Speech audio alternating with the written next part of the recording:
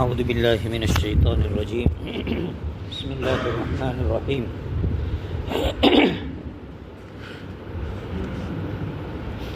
وشروه بثمن بخس دراهم معدودة وكانوا فيه من الزاهدين وقال الذي اشتراه من مصر لامرأته أكرمي مثواه عسى أن ينفعنا أو نتخذه ولدا وكذلك مكنا ليوسف في الأرض ولنعلمه من تأويل الأحاديث والله غالب على أمره ولكن أكثر الناس لا يعلمون.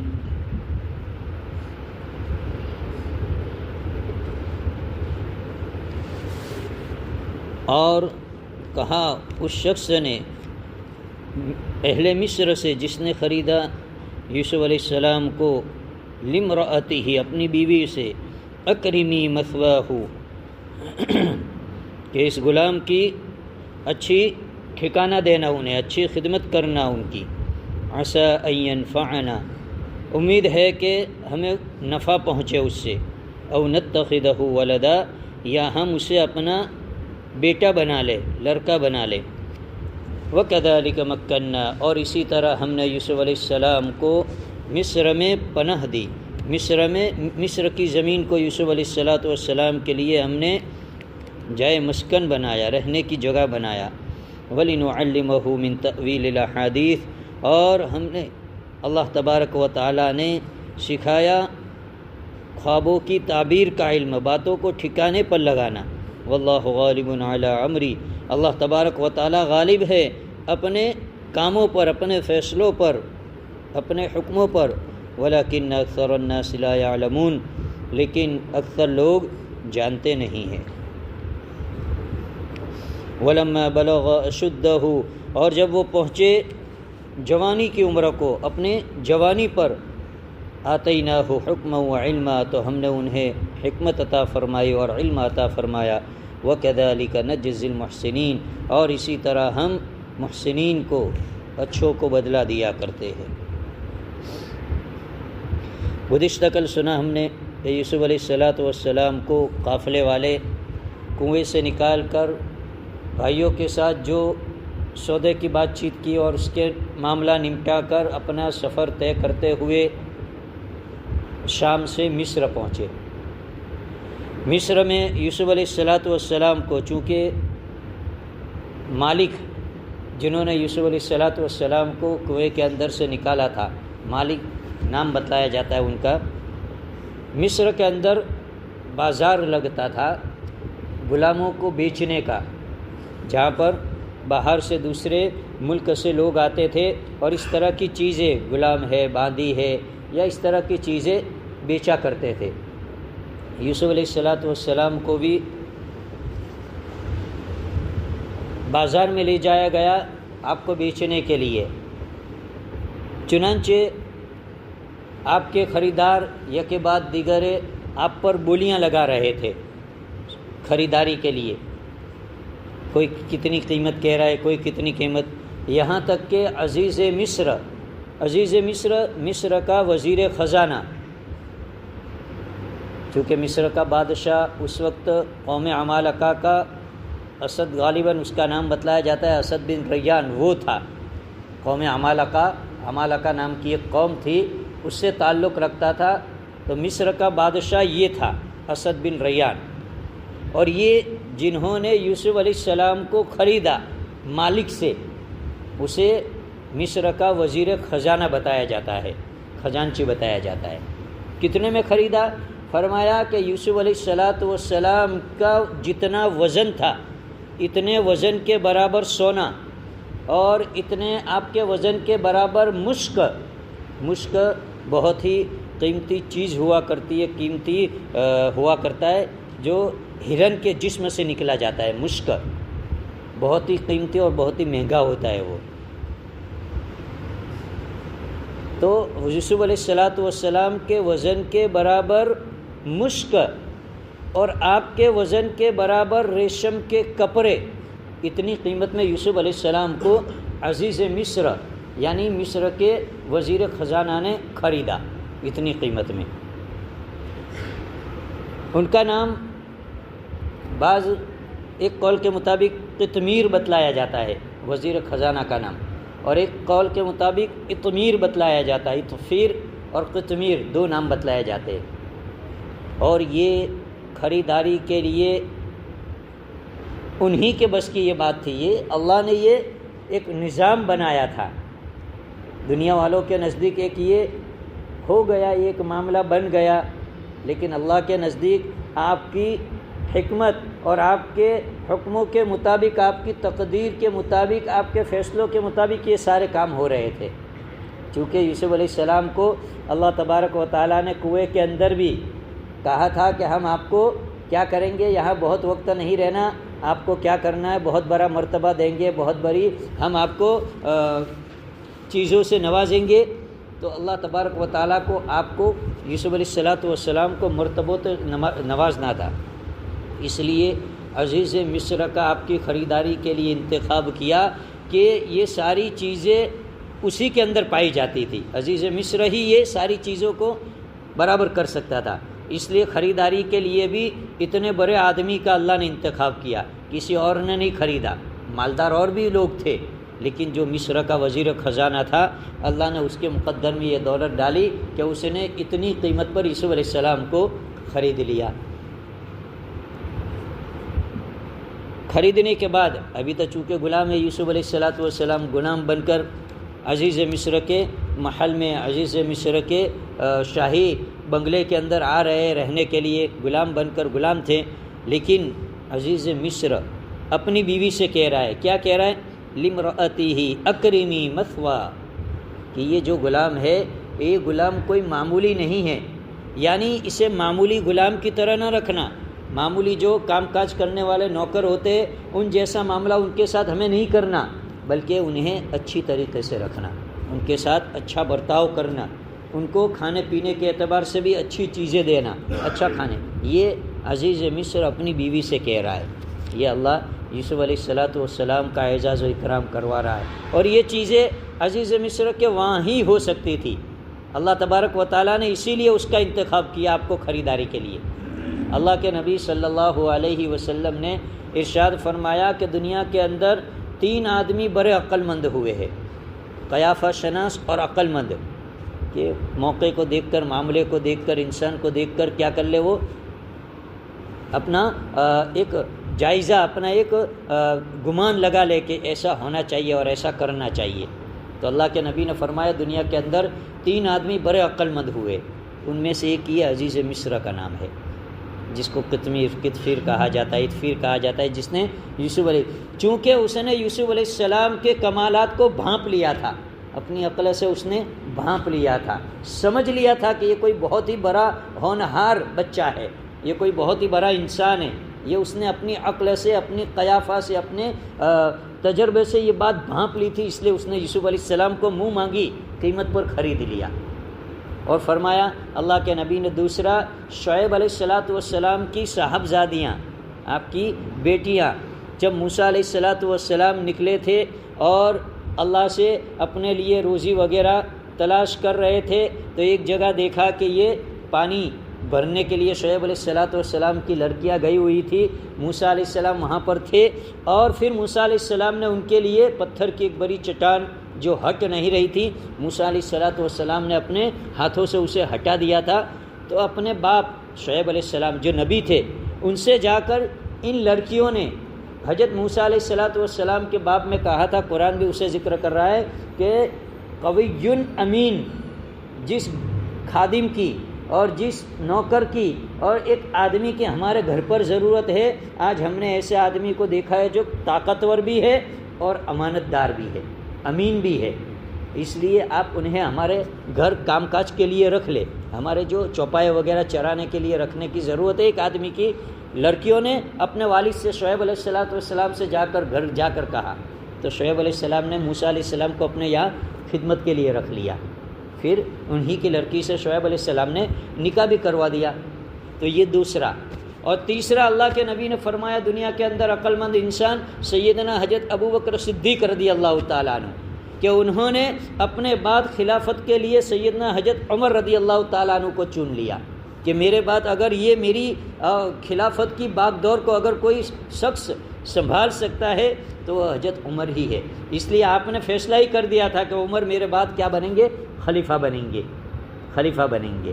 تو یہ تین آدمی کے متعلق اللہ کے نبی نے صلی اللہ علیہ وسلم، تو اس میں سے ایک عزیز مصر کا نام بھی آتا ہے۔ اب عزیز مصر نے اپنی بیوی سے یہ درخواست کی کہ بھائی ان کا اچھا خیال رکھنا۔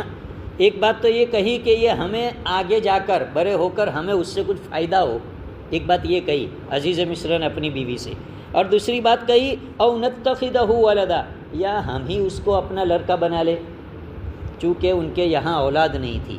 عزیز مصر وزیر خزانہ جو تھا اس کے یہاں اولاد نہیں تھی، تو اس نے یہ کہا کہ یا تو پھر ہم اسے اپنا لڑکا بنا لیں گے، بیٹا بنا لیں گے، تو اس کا اچھی طریقے سے کیا کرنا؟ خیال رکھنا۔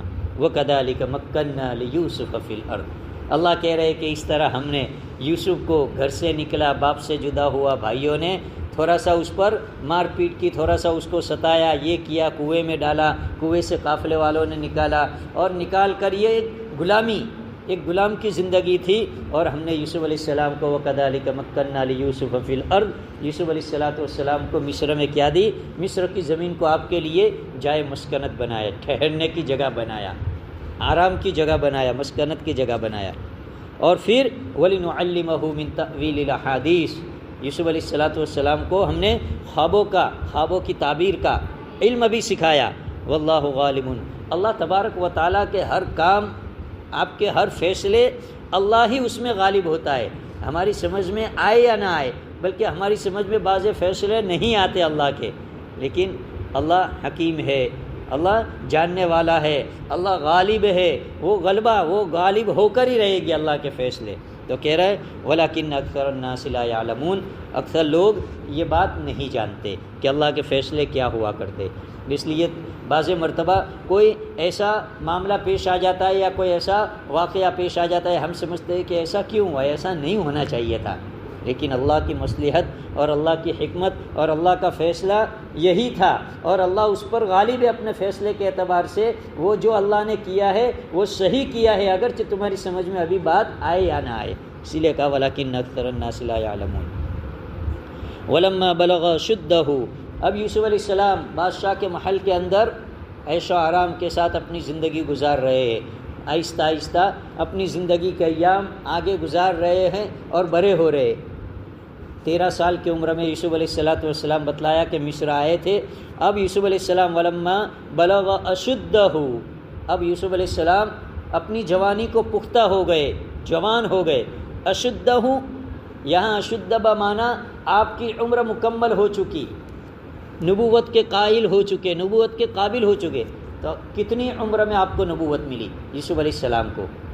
ابن عباس اور اسی طرح مجاہد رحمۃ اللہ علیہ اور قتادہ رحمۃ اللہ علیہ یہ حضرات فرماتے ہیں کہ جس وقت آپ کی عمر 33 برس کی ہوئی، 33 سال کی ہوئی، اس وقت آپ کو اللہ تبارک و تعالیٰ نے نبوت عطا فرمائی۔ اور وہ جو کنویں کے اندر بھائیوں نے ڈالا تھا اور اس وقت وحی بھیجی تھی، وہ نبوت کی وحی نہیں تھی، وہ تو اللہ نے ایسے ہی بھیجی تھی جیسے موسیٰ علیہ السلام کی والدہ کو بھی اللہ نے وحی بھیجی تھی۔ وہ وحی نبوت کی وحی نہیں تھی، بلکہ ایسے ہی اللہ تبارک و تعالیٰ کی جانب سے ایک پیغام تھا۔ موسیٰ علیہ السلام جب چھوٹے تھے، پیدا ہوئے، اور ان کی والدہ سوچ رہی تھی کہ اب کیا کرے کیا نہ کرے، یہ بچہ پیدا ہو گیا، اور اس طرف فرعون نے پورے ملک میں، پورے ہمارے گاؤں میں یہ اعلان کر دیا ہے کہ کوئی بھی بچہ پیدا ہو تو اسے کیا کر دیا جائے گا؟ قتل کر دیا جائے گا۔ تو اب کیا کرے اسے؟ تو اللہ نے وحی بھیجی تھی کہ آپ اسے دودھ پلائیے، موسیٰ علیہ السلام کو دودھ پلائیے، اور لا تخف، آپ خوف نہ کیجیے۔ یہ وحی بھیجی تھی موسیٰ علیہ السلام کی والدہ پر۔ اسی طرح حضرت مریم علیہ السلام پر بھی اللہ تبارک و تعالیٰ نے وحی بھیجی تھی، حالانکہ یہ نبی نہیں تھے، لیکن اللہ نے یہ ایک وحی بھیجی تھی۔ تو یوسف علیہ السلام پر بھی جو کنویں میں بچپن میں وحی بھیجی، وہ نبوت کی وحی نہیں تھی، ایسے ہی عام ایک اللہ تبارک و تعالیٰ کی جانب سے پیغام تھا، ورنہ یوسف علیہ السلام نبی، ابن عباس، مجاہد، قتادہ کے قول کے مطابق 33 برس کی عمر تھی۔ ضحاک رحمۃ اللہ علیہ فرماتے ہیں کہ اس وقت 20 برس کی عمر تھی یوسف علیہ السلام کی، اور آپ کو نبوت ملی۔ ولما بلغ اشدہ، اشدہ سے مراد یہاں پر نبوت ہے۔ اور حضرت حسن بصری رحمۃ اللہ علیہ فرماتے ہیں کہ 40 سال کی عمر تھی جس وقت نبوت ملی یوسف علیہ السلام کو اس وقت آپ کی عمر 40 سال کی تھی۔ آتیناہ حکما و علما وکذالک نجزی المحسنین، اسی طرح ہم محسنین کو، اچھوں کو اسی طرح ہم بدلہ دیا کرتے۔ نبوت دی، نبوت کے بعد حکمت کا علم دیا، اللہ تبارک و تعالیٰ نے حکمت سکھائی، باتیں کرنا اور خوابوں کا علم اور لوگوں کی خیر خواہی۔ چونکہ یوسف علیہ السلام نبی بنے اس کے بعد پورے مصر کے اندر انہوں نے لوگوں کی خیر خواہی کی، لوگوں کی خیر خواہی کی کہ لوگوں کو کس طرح کھانے پینے کو اطمینان سے ملے، لوگوں کی کھیتی باڑیاں کس طرح سرسبز و شاداب ہو، لوگوں کو ذریعہ معاش کس طرح ملے، لوگ کام پر عافیت کے ساتھ کس طرح جائے اور انہیں کیسے روزی ملے۔ یہ ساری چیزیں یوسف علیہ السلام نے مصر میں رہتے ہوئے نبوت ملی اور یہ سارے کام انجام دیے، اسی کو اللہ کہہ رہے۔ اب آگے یوسف علیہ السلام کا ایک اور ابتلا، ایک اور امتحان آ رہا ہے، ایک اور مصیبت، ایک اور آزمائش یوسف علیہ السلام پر آ رہی ہے۔ ایک آزمائش آ چکی کہ باپ سے جدا کر کے کنویں میں ڈال کر غلام بنا کر بیچ دیا، پھر اس کے بعد تو شاہی محل میں آ گئے، یوسف علیہ السلام اچھی طرح کھانا پینا سب اچھی طریقے سے پرورش ہوئی اور بڑے ہو گئے۔ اب پھر ایک آزمائش آ رہی ہے، کیا ہے؟ وراودته التي هو في بيتها عن نفسه وغلقت الابواب وقالت هيت لك۔ وراودته التي، اور بہکایا، التي هو في بيتها، اس عورت نے جس کے گھر میں یوسف علیہ السلام رہ رہے تھے۔ قرآن یہاں پر ہوا فی بیتها لامرأته، عزیز مصر کی بیوی سے خطاب نہیں کر رہا، قرآن کہہ رہا ہے التی ہوا فی بیتها، اس عورت کے گھر میں رہ رہے تھے، جس عورت کے گھر میں رہ رہے تھے اس عورت نے یوسف علیہ السلام کو بہکایا، اپنی طرف مائل کیا، عن نفسه وغلقت الابواب، اپنے نفس کی طرف مائل کیا، اپنی طرف بلایا گناہ کرنے کے لیے۔ وغلقت الابواب، اور گھر کے دروازے بند کر دیے۔ تاریخی روایت میں ہے کہ 7 دروازے تھے، 7 دروازے تھے جہاں پر یہ عزیز مصر کی بیوی تھی اور یوسف علیہ السلام جس کمرے میں تھے ان کے درمیان اور باہر پہنچنا ہو ان درمیان میں 7 دروازے تھے، 7 دروازے۔ تو ان کو یہ عزیز مصر کی بیوی جس کا نام بتلایا جاتا ہے زلیخا، ایک نام بتلایا جاتا ہے، اور دوسرا نام بتلایا جاتا ہے راحل، یہ دوسرا نام بتلایا جاتا ہے، یہ 2 عزیز مصر کی بیوی کے نام بتلائے جاتے ہیں۔ تو فرمایا اس نے یوسف علیہ السلام کو بہکایا، ورغلایا، اپنی طرف بلایا، کیوں؟ غلط کام کرنے کے لیے، زنا کرنے کے لیے، غلط منہ کالا کرنے کے لیے، اور اس کام کے لیے اس نے وغلقت الابواب، گھر کے دروازے بند کر دیے، اور کیا کہا؟ وقالت حیت لک، آجا میرے پاس۔ یوسف علیہ السلام کو کہا زلیخا نے کہ آجا میرے پاس۔ تو یوسف علیہ السلام چونکہ نبی تھے، اللہ کے نبی بننے والے تھے، اور جو اللہ کا نبی ہوتا ہے، جو نبی اللہ تبارک و تعالیٰ اس سے نبوت سے پہلے بھی اور نبوت کے بعد بھی کوئی گناہ اس سے سرزد نہیں ہوتا۔ ہاں کچھ خطا ہو جاتی ہے لیکن اللہ اس پر قائم رہنے نہیں دیتا، فوراً متنبہ کر کے یا فوراً اسے اللہ دور کر دیتا ہے۔ تو یوسف علیہ السلام نے سب سے پہلے تو اللہ کی پناہ چاہیے، قال معاذ اللہ، اللہ کی پناہ، اللہ بچائے اس کام سے مجھے۔ اس لیے اپنی عقل ہوشیاری، اپنی عقل مندی اور اپنے اوپر یوسف علیہ السلام نے بھروسہ نہیں کیا کہ میں بچ جاؤں گا، میں کر لوں گا، میں کسی طرح نکل جاؤں گا، بھاگ لوں گا، نہیں کروں گا، نہیں، پہلے سب سے پہلے اللہ کی پناہ۔ انسان کو گناہ سامنے دکھے، کوئی برائی سامنے دکھے تو سب سے پہلے اللہ کی پناہ چاہے کہ اللہ تو مجھے اس سے بچا، اللہ تو مجھے اس سے بچا، اس کام سے بچا، اس گناہ سے بچا، اس برائی سے بچا، اور پھر اپنے آپ اس کے لیے کوشش کرے انسان۔ یوسف علیہ السلام نے بھی پہلے اللہ کی پناہ چاہی، قال معاذ اللہ انہ ربی احسن مثوائی۔ اس کے بعد یوسف علیہ السلام کیا کہہ رہے؟ بے شک ربی، میرا رب، میرا رب سے مراد تیرا شوہر، زلیخا سے کہہ رہے کہ تیرا شوہر جو میرا آقا ہے، جنہوں نے مجھے خریدا تھا، احسن مثوائی، ان کے مجھ پر بڑے احسان ہے کہ انہوں نے مجھے خرید کر یہاں گھر میں ٹھکانہ دیا اور اچھی طرح شاہی اعتبار سے مجھے رکھا، تو کتنے احسان ہیں میرے مالک کے، اتنے احسان، اور میں ان کی بیوی کے ساتھ ایسے کام کروں، یہ کیسے ہو سکتا ہے؟ انہ ربی احسن مثوائی انہ لا یفلح الظالمون، بے شک ظالمین کامیاب نہیں ہوتے۔ اب یہاں پر یوسف علیہ السلام نے انہ ربی کہا، کس کو؟ بادشاہ کو، اس وزیر خزانہ کو، اپنے آقا کو ربی کہا کہ میرا رب ہے وہ، حالانکہ رب تو کون ہے؟ اللہ ہے۔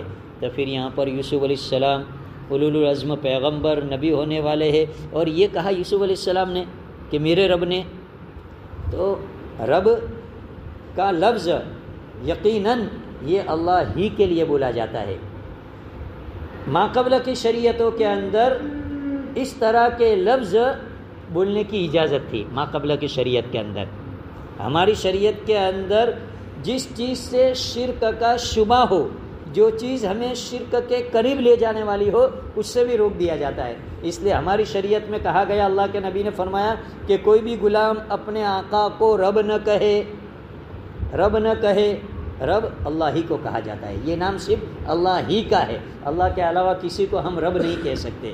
تو ہماری شریعت میں اس چیز کو منقطع کر دیا، بند کر دیا۔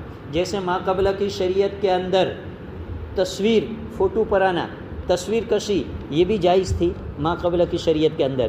ہماری شریعت کے اندر تصویر منع کر دی، حرام کر دیا تصویر کو، فوٹو پرانا حرام ہے۔ فقہائے کرام نے، مفتیان کرام نے صرف اتنی اجازت دی کہ پاسپورٹ کے لیے جو پاسپورٹ سائز کے فوٹو پرانے پڑتے ہیں اتنی اجازت دی، وہ بھی بقدر ضرورت۔ اس میں بھی فقہا فرماتے ہیں کہ نیت یہی رکھے کہ پاسپورٹ اس لیے بنا رہا ہوں تاکہ تیرے گھر کا دیدار کروں گا اللہ، تیرے نبی کے دیار کا دیدار کروں گا، اس غرض سے فوٹو پرائے کہ پاسپورٹ میں مجھے یہ فوٹو کی ضرورت ہے، بس اتنی اجازت دی۔ اس کے علاوہ کسی قسم کے فوٹو کی اجازت شریعت نے نہیں دی، نہ برتھ ڈے کے، نہ شادی کے، اور نہ اور طرح طرح کے جو ہمارے گھروں میں اور ہمارے عرف میں جو فوٹو وغیرہ کا رواج ہے، جو ویڈیوگرافیاں، فوٹوگرافیاں، اس کا جو رواج ہے، اللہ حفاظت فرمائے۔ اللہ تبارک و تعالیٰ جس گھر کے اندر تصویر ہوتی ہے، تصویر جس گھر کے اندر ہوتی ہے، اللہ تبارک و تعالیٰ رحمت کے فرشتے اس گھر کے اندر نہیں آتے۔ جس گھر کے اندر تصویر ہو، بہت ساروں کے گھروں کے اندر فریم میں مٹھا کر، بڑی بڑی فریمیں بنا کر تصویریں رکھائی جاتی ہے، کسی کے گھر میں کسی بابا کی ہوتی ہے، کسی کے گھر میں اپنے مرحوموں کی ہوتی ہے، کسی کے گھر میں اپنا کوئی فیوریٹ ہیرو ہے یا کوئی کرکٹر ہے یا کوئی بڑا ہے اس کی نیتا ہے اس کی ہوتی ہے۔ یہ غلط ہے، تصویر بالکل جائز نہیں ہے۔ آدمی خود بھی بچے اور جہاں تک ہو سکے اپنے اہل کو، اپنے ماننے والوں کو بھی بچائے۔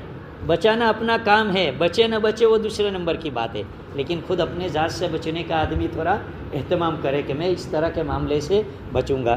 تو اس لیے یوسف علیہ السلام کی اس شریعت میں یہ لفظ جائز تھا، اس لیے یوسف علیہ السلام نے کہا انہ ربی احسن مثوائی، کہ عزیز مصر کی بیوی کو یہ غیرت دلائی کہ یہ تو میرے آقا ہے، انہوں نے میری پرورش کی ہے، ان کے گھر میں پرورش کر رہا ہوں، ان کی پرورش میں رہتے ہوئے میں انہی کی بیوی کے ساتھ منہ کالا کروں، زنا کروں، یہ غلط کام کروں، یہ کیسے ہو سکتا ہے؟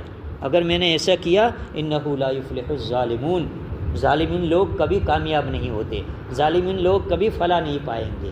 یوسف علیہ السلام نے پہلے یہ بات عزیز مصر کی بیوی کے سامنے کہی، باقی باتیں انشاءاللہ آئندہ کل سنیں گے۔ سبحان اللہ و بحمدہ، سبحانک اللہم و بحمدک، نشہد ان لا الہ الا انت، استغفرک و نتوب الیک۔